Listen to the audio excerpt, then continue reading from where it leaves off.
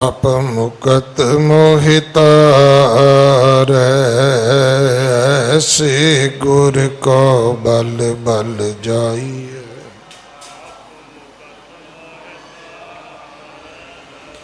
आप मुकत मोहितार आप मुकत मोहितार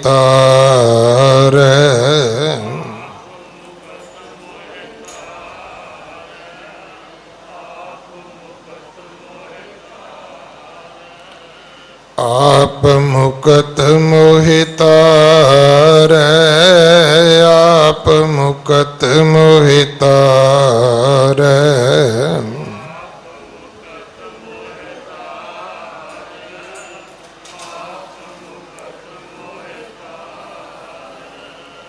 ऐसे गुर को बल बल जाइए। आप मुकत मोहितार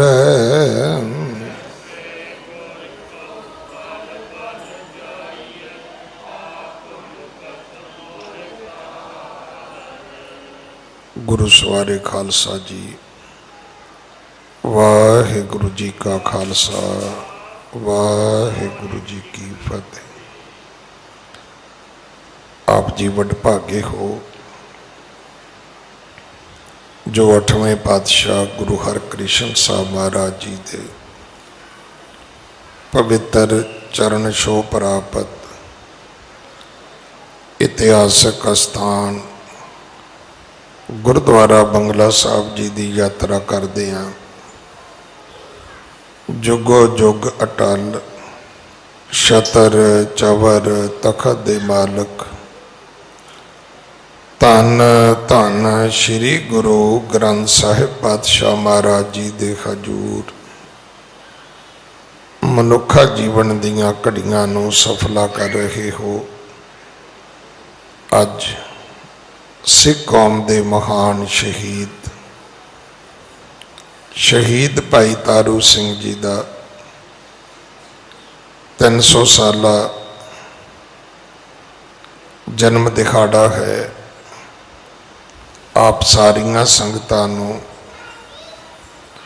समुचे सिख जगत नूं लख लख लख लख वधाइयां।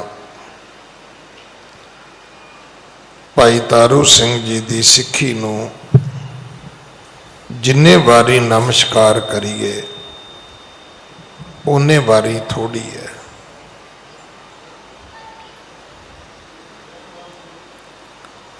कई बारी जदों प्रभात फेरियां होंदियां ने नगर कीर्तन होंदे ने उहदे विच संगतां इस तरह पढ़दियां ने धन गुरु प्यारे।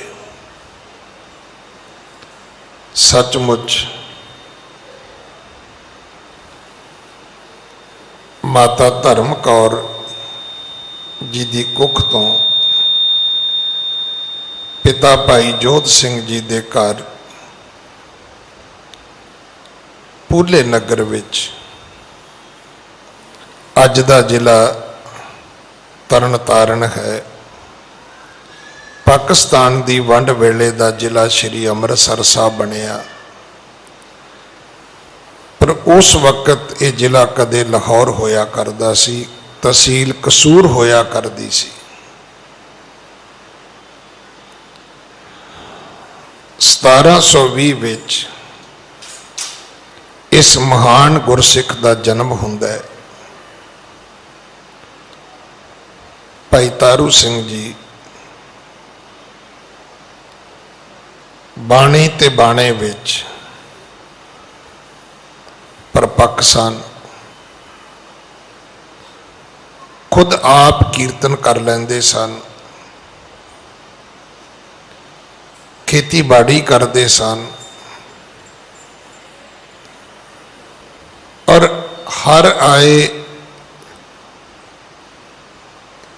राहगीर मुसाफर नूं लंगर छकाउंदे सन। खास करके उस वक्त क्योंकि ये जिहड़ा 18ਵੀਂ सदी का इतिहास है। जदों तुसी ये सारियां इस सदी दियां कथा सुनोगे तो फिर तुहानू समझ आएगी कि 1708 विच गुरु कलगीधर पिता महाराज सचखंड बयाना करते ने और उन्हां दी अपनी हजाती तो ही लैके आनंदपुर साहब नूं घेरे पैने,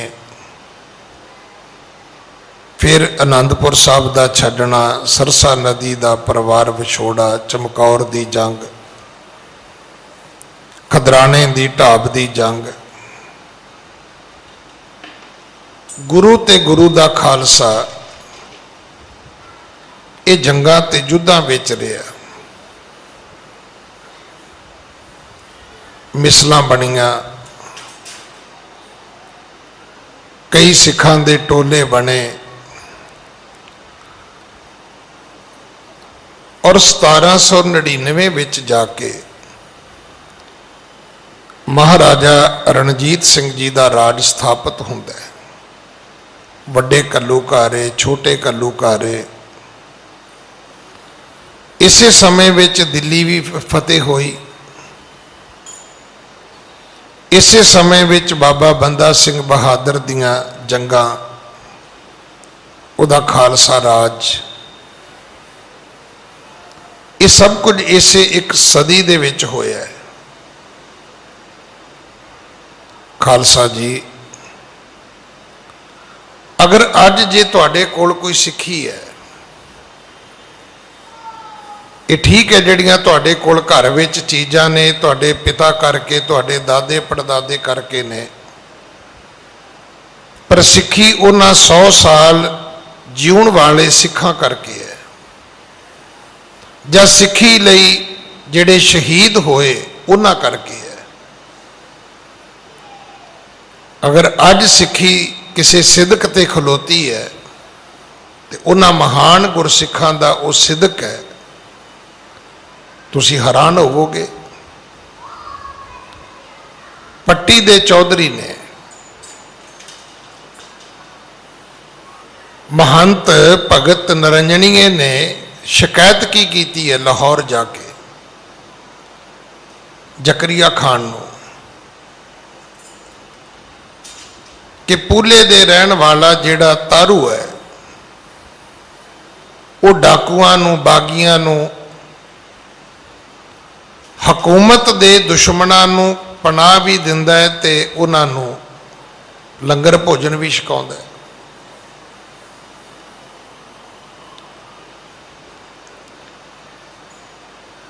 तुसी हैरान होवोगे जदों भाई तारू सिंह जी नूं फड़न आए,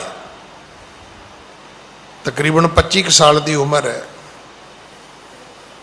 क्योंकि 1745 विच उन्हां दी शहादत होंदी है। ते भाई साहब ने उन्हां पकड़न वालियां नूं भी कहा कि भाई तुसी मेरे घरों खाली नहीं जा सकते, लंगर भोजन ते छको।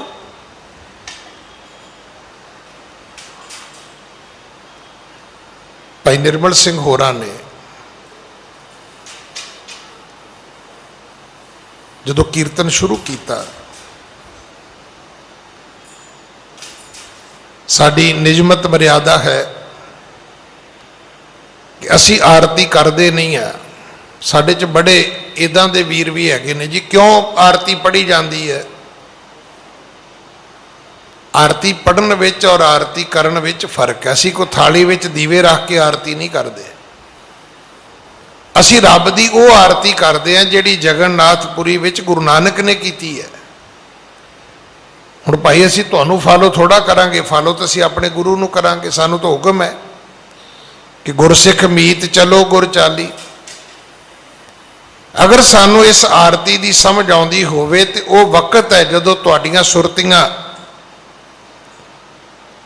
उच्चे आकाश विच गगन मंडल विच उडारियां मार सकदियां ने। जदों पढ़िया जांदा होवे गगन में ताल, रव चंद दीपक बने, तारे का मंडल जनक मोती, धूप मल आन लो पवन चवरो करे, सगल बन राए फुलंत ज्योति। कैसी आरती होए भव खंडना, तेरी आरती। ये थाली दे दीवे वाले तेरी आरती किवें कर सकते ने?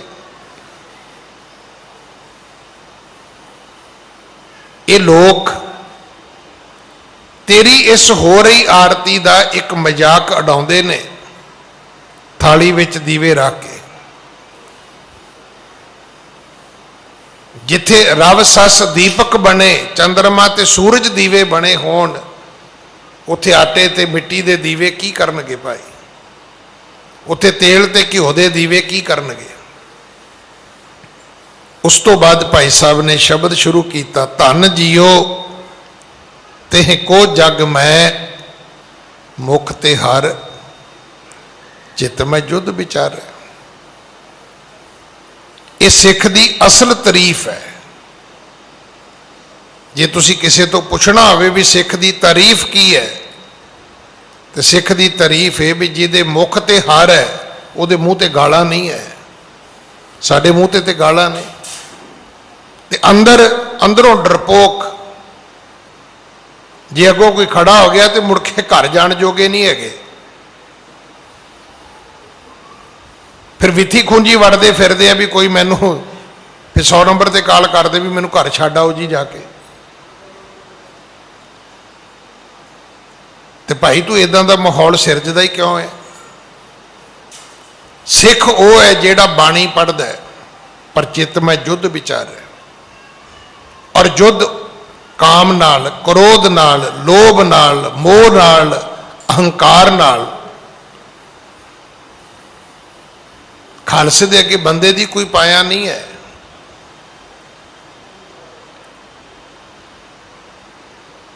ये हमेशा सिक्खी चो समझण दी लोड़ है।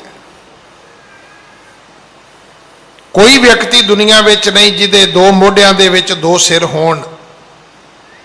हर बंदे दे दो मोढियां च इक्को ही सिर है।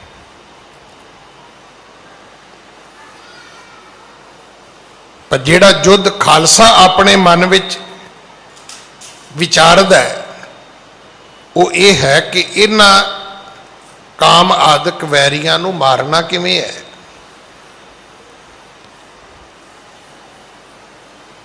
भाई तारू सिंह नूं दुश्मन फड़न आए ने,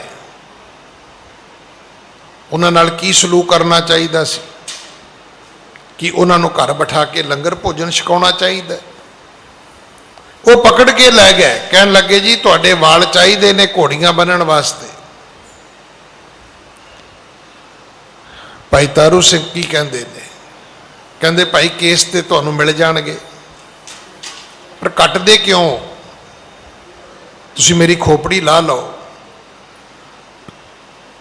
तुहानूं केस मिल जाणगे, मेरी सिक्खी निभ जाएगी।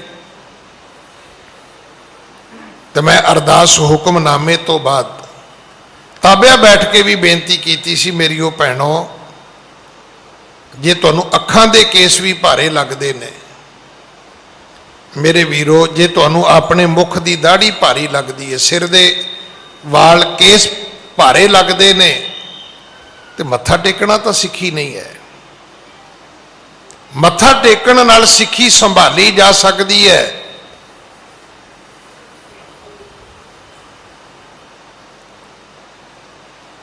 जे तुसी ये कहो ना भी सिक्खी ये है, तो सिक्खी ये नहीं है। सिक्खी तो केसा सुआसा वाली है। ये तो गुरु नानक साहब का हुक्म सी। कईयां नूं इदां लगदा भी कोई नहीं जी, अमृत छकना तो गुरु गोबिंद सिंह ने कहा सी, उदों फिर वाल रखने भी जरूरी होणगे। नहीं, केस रखने गुरु नानक साहब का हुक्म है। मरदानिया जे तू असां दी संगत करनी है तो दो काम नहीं करने। पुछया बाबा वो किहड़े? सतगुरु कहन लगे, पहला भद्दन नहीं करना, केसां दी रोमां दी बेअदबी नहीं करनी। दूसरा आख्या टोपी धारण नहीं करनी। अज सब तो वड्डी समय की लोड़ है। ਤੁਸੀਂ ਵੇਖਿਆ ਹੋਣਾ ਬੱਚੇ ਪਿੱਛੇ ਗੁੱਤ ਕਰਕੇ ਤੁਰੇ ਆਉਂਦੇ ਨੇ, ਧੌਣ ਦੇ ਕੋਲ ਪਿੱਛੇ ਗਰਦਨ ਤੇ ਐਵੇਂ ਜੁੰਡੀ ਜੀ ਕਰਕੇ ਜੂੜਾ ਜਿਹਾ ਕਰਕੇ ਤੁਰੇ ਆਉਂਦੇ ਨੇ। ਤੇ ਮੈਂ ਤਾਂ ਰੋਜ਼ ਬੇਨਤੀ ਕਰਦਾ ਵੀ ਊੜਾ ਪਹਿਲਾਂ ਛੱਡ ਦਿੱਤਾ, ਜੂੜਾ ਹੁਣ ਛੱਡ ਦਿੱਤਾ। ਇਹ ਜਿਹੜਾ ਜੂੜਾ ਉੱਪਰੋਂ ਇੱਥੇ ਗਰਦਨ ਤੇ ਗਿਆ ਹੈ ਨਾ, ਇਹ ਸਮਝ ਲਓ ਹੁਣ ਗਿਆ, ਹੁਣ ਨਾ ਮੁੜਿਆ। ਇਹ ਮੁੜਨ ਵਾਲੇ ਲੱਛਣ ਨਹੀਂ। ਮੇਰੀਓ ਭੈਣੋ, ਮੇਰੇ ਬੱਚਿਓ, ਮੇਰੇ ਵੀਰੋ, ਜਦੋਂ ਤੁਸੀਂ ਘਰੋਂ ਤੁਰਦੇ ਹੋ ਇੱਕ ਵਾਰੀ ਸ਼ੀਸ਼ੇ ਦੇ ਸਾਹਮਣੇ ਖਲੋ ਕੇ ਵੇਖੋ ਤੇ ਸਹੀ ਵੀ ਇਹ ਪਾਰਟੀ ਵੀਅਰ ਨੇ ਜਿਹੜੇ ਤੁਸੀਂ ਪਾਏ ਹੋਏ ਨੇ। ਕੀ ਇਹ ਕੱਪੜੇ ਮਾਰਕੀਟ ਜਾਣ ਵਾਲੇ ਨੇ ਤੁਹਾਡੇ? ਕੀ ਇਹ ਕੱਪੜੇ ਤੁਹਾਡੇ ਆਫਿਸ ਦੇ ਪਾਉਣ ਵਾਲੇ ਨੇ? ਕੀ ਇਹ ਡਰੈਸ ਤੁਹਾਡੇ ਸਕੂਲ ਪਾ ਕੇ ਜਾਣ ਵਾਲੀ ਹੈ? ਜੇ ਤੁਹਾਡੇ ਸਕੂਲ ਦੇ ਕੱਪੜੇ ਹੋ ਸਕਦੇ ਨੇ, ਤੁਹਾਡੇ ਕੰਮ ਦੇ ਕੱਪੜੇ ਹੋ ਸਕਦੇ ਨੇ, ਜੇ ਤੁਹਾਡੇ ਵਿਆਹ ਸ਼ਾਦੀਆਂ ਪਾਰਟੀਆਂ ਦੇ ਕੱਪੜੇ ਹੋ ਸਕਦੇ ਨੇ, ਤੇ ਭਾਈ ਗੁਰੂ ਘਰ ਦੇ ਕੱਪੜੇ ਕਿਉਂ ਨਹੀਂ ਹੋ ਸਕਦੇ? ਕਿਉਂ ਨਹੀਂ ਤੁਸੀਂ ਇੱਕ ਡਰੈਸ ਕੋਡ ਆਪਣਾ ਬਣਾ ਲਿਆ ਕਿ ਜਦੋਂ ਮੈਂ ਗੁਰਦੁਆਰੇ ਜਾਣਾ ਤੇ ਮੈਂ ਇਸ ਤਰ੍ਹਾਂ ਦੇ ਪਹਿਰਾਵੇ ਵਿੱਚ ਜਾਣਾ ਹੈ?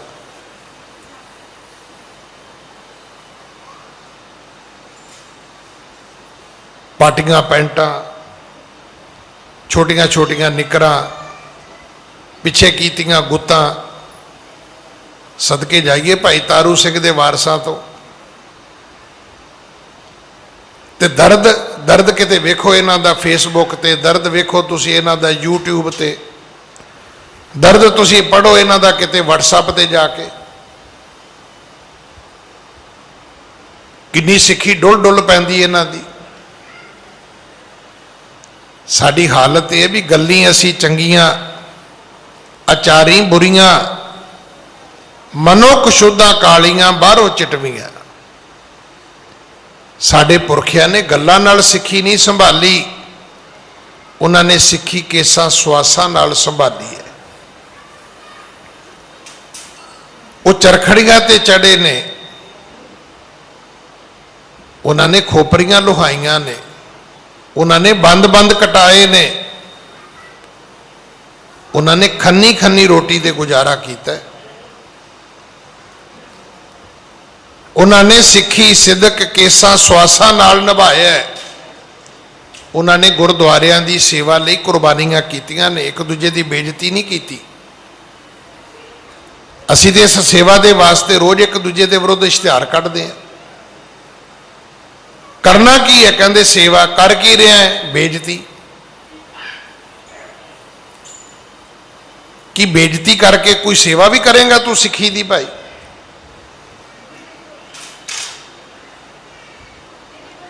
ਅਸੀਂ ਉਹਨਾਂ ਪੁਰਖਿਆਂ ਦੇ ਪੈਰੋਕਾਰ ਆ ਜਿਨ੍ਹਾਂ ਦੀਆਂ ਮਿਸਲਾਂ ਹੁੰਦੀਆਂ ਸੀ, ਜਿਨ੍ਹਾਂ ਦੇ 60 ਟੋਲੇ ਗਰੁੱਪ ਹੁੰਦੇ ਸੀ।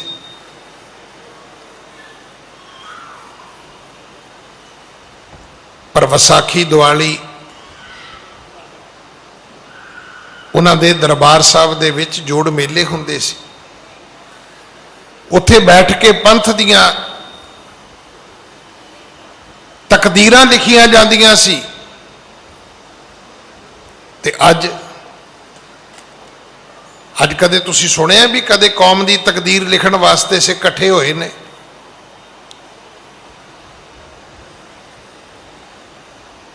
ਸਵੈ ਪੜਚੋਲ ਵਾਸਤੇ ਕਿਤੇ ਸਿੱਖ ਇਕੱਠੇ ਹੋਏ ਨੇ? ਕਿਤੇ ਕੌਮ ਦਾ ਕੋਈ ਪ੍ਰੋਗਰਾਮ ਉਲੀਕਣ ਵਾਸਤੇ ਸਿੱਖ ਇਕੱਠੇ ਹੋਏ ਨੇ?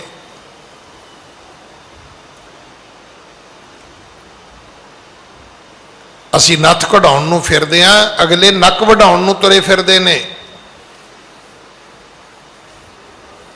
ਅਸੀਂ ਬੜੇ ਸੁੰਦਰ ਗੁਰਦੁਆਰੇ ਬਣਾ ਰਹੇ ਹਾਂ, ਅਸੀਂ ਬੜੀਆਂ ਸਿੱਖੀ ਦੀਆਂ ਵੱਡੀਆਂ ਗੱਲਾਂ ਕਰਦੇ ਹਾਂ, ਅੱਗੋਂ ਜਵਾਬ ਇਹ ਮਿਲਦਾ ਜੀ ਮੇਰੇ ਕੇਸ ਲੰਬੇ ਬਹੁਤ ਨੇ, ਮੈਂ ਇਸ ਕਰਕੇ ਪਿੱਛੇ ਜੂੜੀ ਕੀਤੀ ਹੋਈ ਹੈ।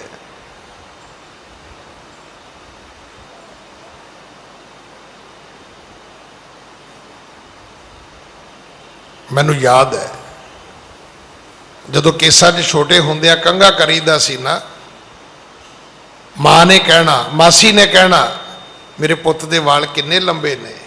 खुशी हुंदी सी।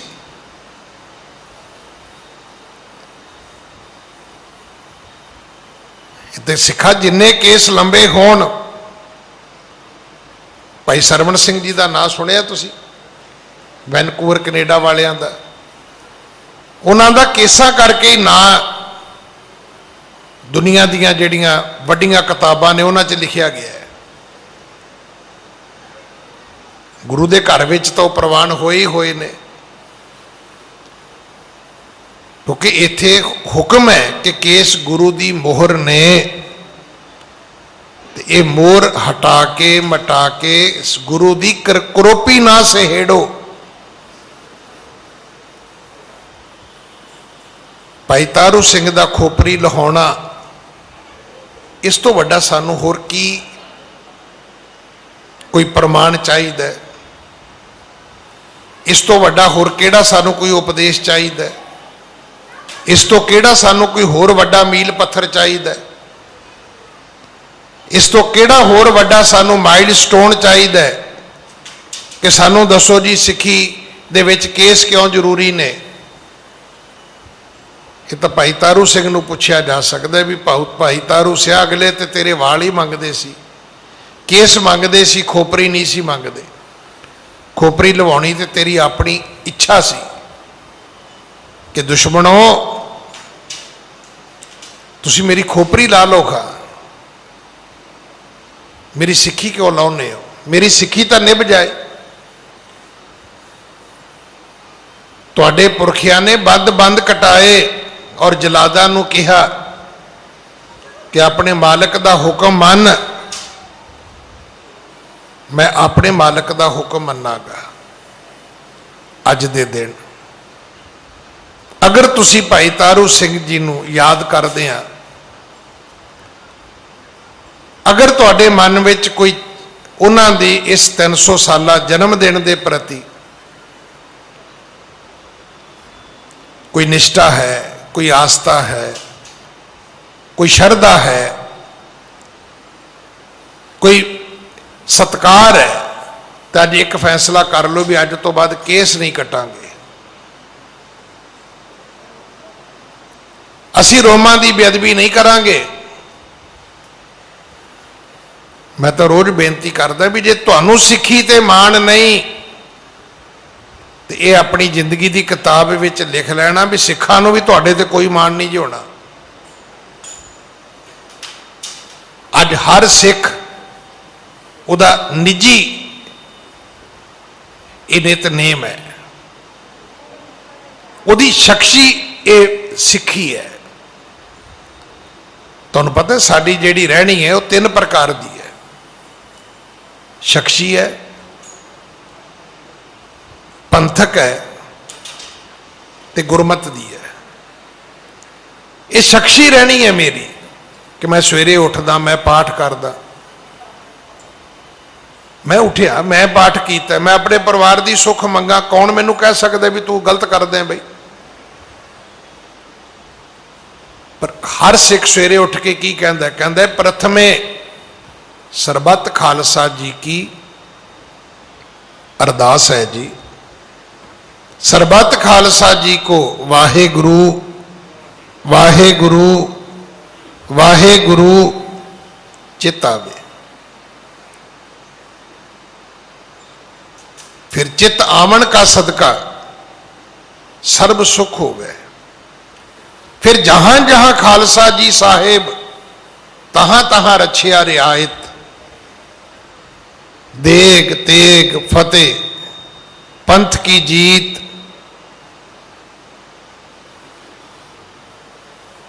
तुहाडी शख्सी रहनी है।